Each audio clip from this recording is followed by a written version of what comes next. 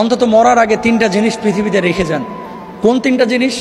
দেখেন, যার বাচ্চা কাচ্চা হয় না তিনি চিন্তা করেন যে বাচ্চা কাচ্চা অন্তত রেখে যাওয়া উচিত। সম্ভবত 3-4 দিন আগে আমি একটা নিউজ দেখেছিলাম, একটা দেশে একটা নিউজ দেখলাম যে এক মহিলার ক্যান্সার হয়েছে, তিনি মারা যাবেন, 2-3 বছর হয়তো বা বাঁচতে পারেন, ডাক্তার এরকম একটা সীমা রেখা দিয়েছেন। তখন ওই মহিলা চিন্তা করেছেন যে আমি তো মারা যাব, এই দুনিয়াতে তো আমার একটা চিহ্ন রেখে যেতে হবে। এই চিহ্ন রাখার জন্য কি করেছেন? তিনি গর্ভধারণ করেছেন মেলামেশা করে।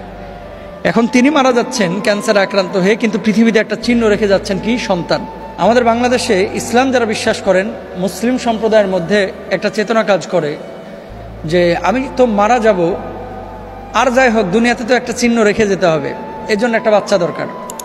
যদি বাচ্চা কাচ্চা না হয়, বন্ধা হয়, তখন কি করি? দরকার হয় বাচ্চা ভাড়া করে নিয়ে আসি। পালক পুত্র নেই, পালক মেয়ে নেই। ইসলামের শরিয়ায় পালক পুত্র, পালক কন্যা, যদিও এতিম লালন পালনের ক্ষেত্রে এটা জায়েজ, কিন্তু ওয়ারিসি পালক পুত্র বা পালক কন্যা বলতে ইসলামে এটাকে কিন্তু অনুমোদন করে না। আমার সাবজেক্ট এটা না, আমি যে বিষয়টি বলতে চাচ্ছি যে সন্তান রেখে যায় পৃথিবীতে চিহ্ন হিসাবে মারা যাওয়ার আগে, সম্পদ রেখে যায় চিহ্ন হিসাবে পৃথিবীতে মারা যাওয়ার আগে। আল্লাহ রাসূল সাল্লাল্লাহু আলাইহি ওয়াসাল্লাম বলছেন, সম্পদ, সন্তান, স্ত্রী, টাকা পয়সা এগুলো না রেখে বিশেষভাবে 3টা জিনিস একটু রেখে যান। এই 3টা জিনিস যদি রেখে যেতে পারেন তাহলে কবরে শুয়ে শুয়েও এগুলো আপনার জন্য সওয়াবের মাধ্যম হয়ে যাবে। সুবহানাল্লাহ।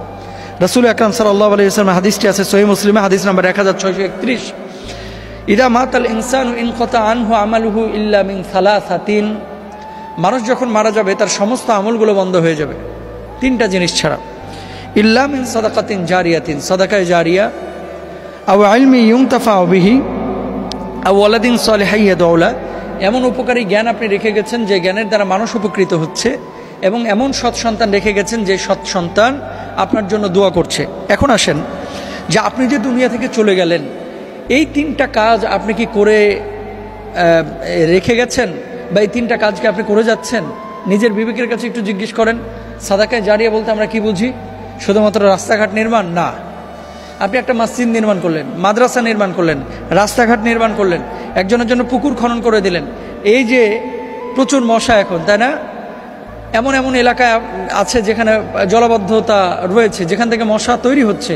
এই জলাবদ্ধ জায়গাগুলোতে আপনি ভরাট করে মনে করেন মানুষের যাতায়াতের জন্য সহযোগিতা করলেন, সাদাকার কাজ। আপনি একটা গাছ লাগিয়েছেন, ধরে নেন এমন জায়গায় গাছটা লাগিয়েছেন যেখানে কোনো মানুষ নাই, রাঙামাটিতে আপনি গিয়েছেন, যাওয়ার পরে কি করলেন? একটা আম গাছ লাগাইছেন।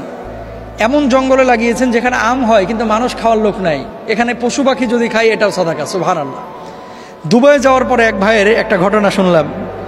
সে ভাই বলতেছে যে মোহতারাম, আমি যে বড়ই খাই, খেজুর খাই, তারপরে আমি যে বিচি আছে এরকম কোনো ফল যখন খাই, আমি এই ফলের বিচিগুলোকে কখনোই রাস্তায় ফেলি না। কি করি?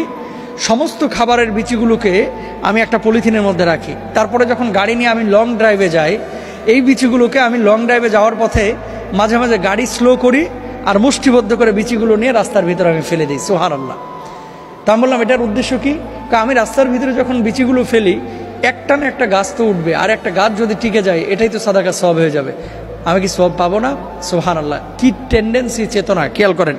এরকম প্রত্যেকটা মানুষ যদি আমরা চিন্তা করি এবং এই বিচিগুলোকে একটা জায়গায় ফেলি, এখান থেকে যদি গাছ উৎপাদন হয় আপনি কিন্তু সাদাকার সওয়াব পাবেন ইনশাআল্লাহ তাআলা।